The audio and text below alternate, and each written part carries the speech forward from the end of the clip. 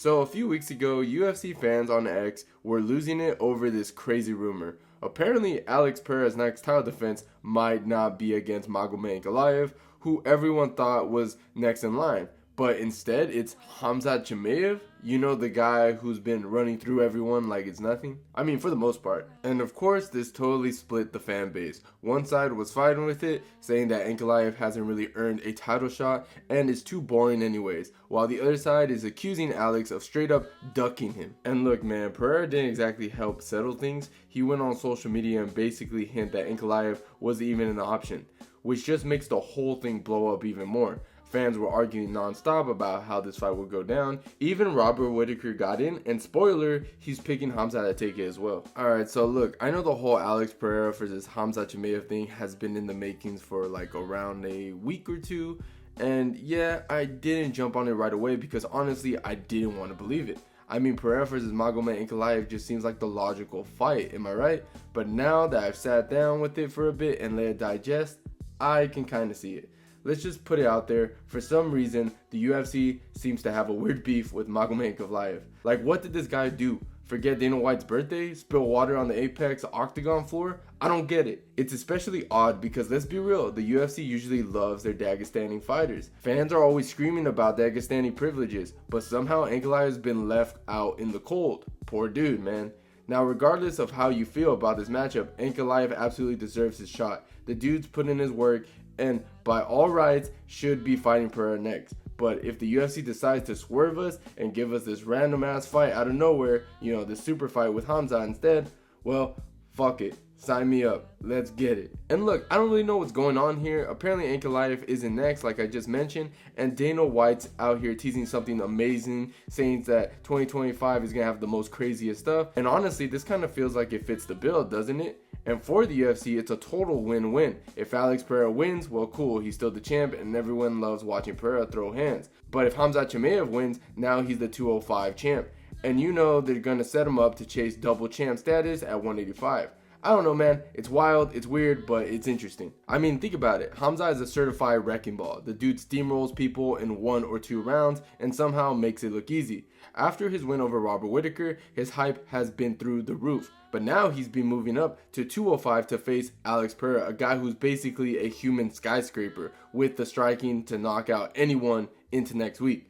Pereira is huge for the division, like he probably cast a shadow over half the roster, and Khamzat would be stepping into his world in 205, and I feel like that's what makes this fight so fascinating. And look, man, don't get it twisted, I'm not saying I'd rather see this fight over Ankalaev versus Alex, but let's be real, Ankalaev does deserve the shot, and I actually think that fight will sell. They've been building it up, and it's a big deal now. I'd much rather see this happen, but if we're gonna end up getting Alex versus Khamzat instead, screw it, I'm in. It's just a fascinating matchup that I can't help but be entertained by the thought of it. And look, everyone in the MMA world seems to think Khamzat just steamroll Alex in the first round like it's no big deal. And yeah, that's definitely a possibility, but let's not forget what sport we're in. We're talking about MMA here, and MMA is the most unpredictable game out there. Nothing is ever sure, and I honestly think there's a lot more to this matchup than people are giving it credit for.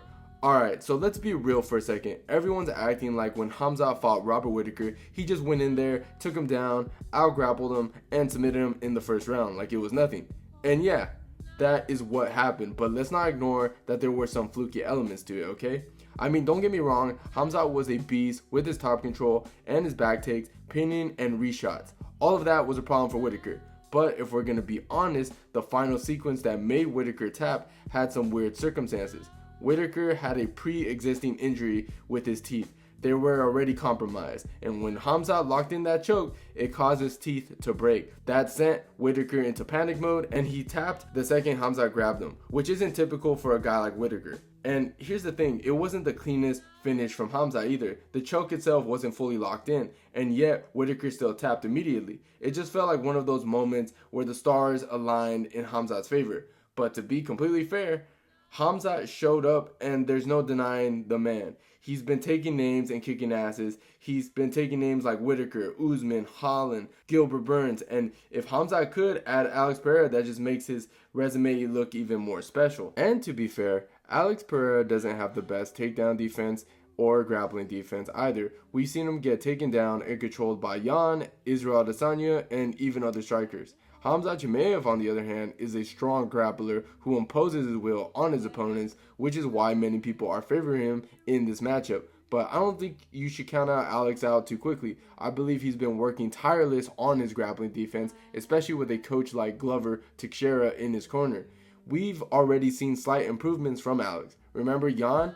Yan is a massive light heavyweight. He's a big boy, as they would say, and he had Pereira in some extremely tough positions. Yan is also dangerous when it comes to submissions, but Alex survived. The last time we saw Alex stop a takedown was against Yuri Prochazka the second time they fought, and while Yuri isn't the best example, it shows that Alex is no slouch in that department. Now, Khamzat is a different level of grappler with arguably the best takedowns in the game. He gets so low to grab those ankles, and I fully expect him to take Alex down.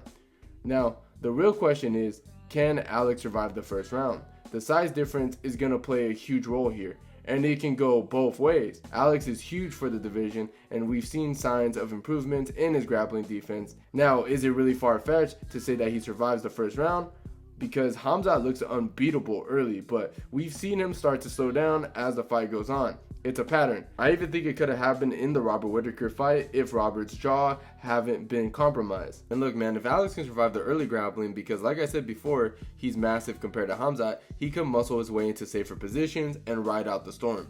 If that happens, then this fight could turn into a stand-up battle. Who's to say that Alex couldn't land a knockout shot? He's one of the deadliest strikers in the game, and if Khamzat starts to gas out, that's when Pereira can capitalize. We all know that Khamzat Chimaev has some defensive holes. He doesn't defend leg kicks well, he lacks head movement, and his overall defense isn't great.